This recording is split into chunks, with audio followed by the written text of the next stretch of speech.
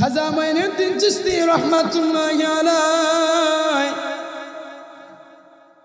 প্রতিদিন সকালে বের হয়ে যায়, দ্বীনের দাওয়াত দেওয়ার জন্য সকালে বের হয়ে যায়। একদিন, দুই দিন, দীর্ঘ সময় দাওয়াত দেয়, সকালে যায়, সন্ধ্যায় ফিরে আসে, প্রতিদিন দাওয়াত দেওয়া ঘরে ফিরে আসে। কিন্তু একদিন হঠাৎ ঘরের ভিতরে আসার পরে খাজা মাইনুদ্দিনের চেহারার ভিতরে আনন্দ উৎপন্ন ফেটে উঠছে। আনন্দ উৎপন্ন চেহারার ভিতরে বেশি উঠছে। এবার সন্তানের খুশি দেখে, সন্তানের আনন্দ দেখে মা বুঝে কি বুঝে না। এই জন্য মায়ের দুঃখ, মা সন্তানের দুঃখ হইলে মা বুঝে, মা সন্তানের সফলতা হইলে মা বুঝে ফেলে। এবার খাজা মাইনুদ্দিন চিশতির মা জিজ্ঞেস করলেন, কি ব্যাপার, আজকে চেহারার ভিতরে এত আনন্দ উৎপন্ন কেন, কি ব্যাপার, কি হয়েছে? এবার খাজা মাইনুদ্দিন বলে, মা, তোমার ছেলে মাইনুদ্দিন প্রতিদিন সকালে যায়, বিকালে দাওয়াত দিয়ে ফিরে আসে। আজকে তোমার ছেলে মাইনুদ্দিনের হাতে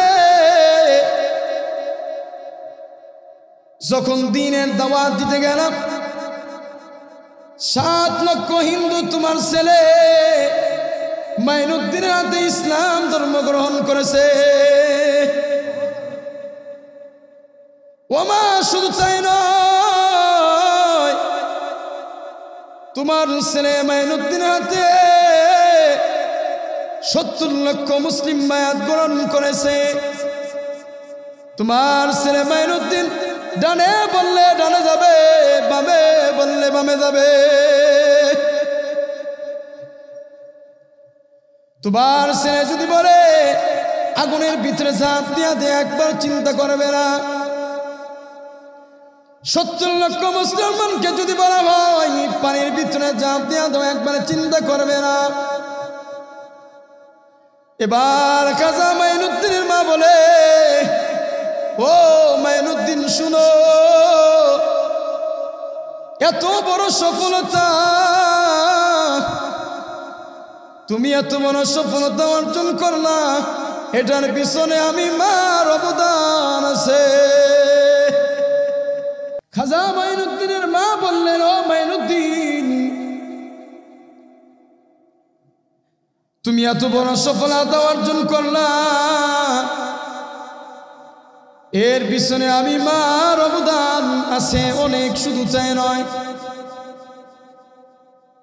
এবার দেখেন মাইনুদ্দিনের মা কেমন ছিল। খাজা মাইনুদ্দিনের মা বলে, ও মাইনুদ্দিন, এই যে আমি তোমার মা, ওই মা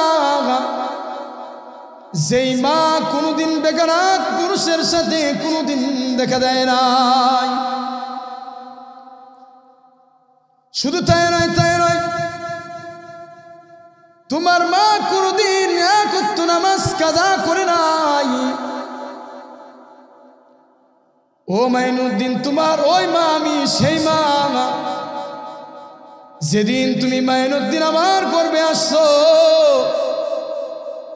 ওই দিন থেকে আমি মা কোনোদিন 5 ওয়াক্ত নামাজ তো দূরের কথা, আমি মা কোনোদিন তাহাজ্জুদের নামাজটাও কোনোদিন বাদ দেই নাই।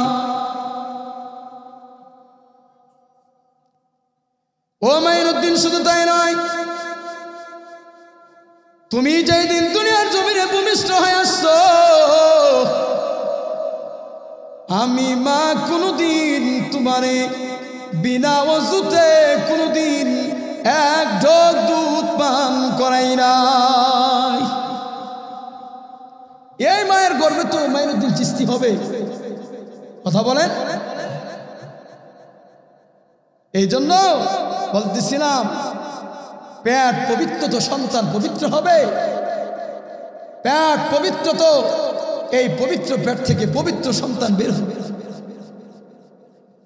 তাহলে খলিফাতুল মুসলিমিন ওমরের কাছে ছেলে আর বাবা বসা মনে আসেনি? আসেনি? এবার দেখেন কটা হক বলছে ভাই? কটা বলছে? 3টা হকের কথা বলছে। কটা গেছে? 2টা গেছে। কয়টা? 2টা। 1 নম্বরে কি বলছি বলেন? দিনদার নারীকে বিবাহ করা। 2 নম্বরে সুন্দর নাম নির্বাচন করা, সুন্দর নাম রাখা। 3 নম্বরে কোরআনী শিক্ষায় শিক্ষিত করা। 3 নম্বর হক কি একজন পিতার উপরে? কোরআনী শিক্ষায় শিক্ষিত করা।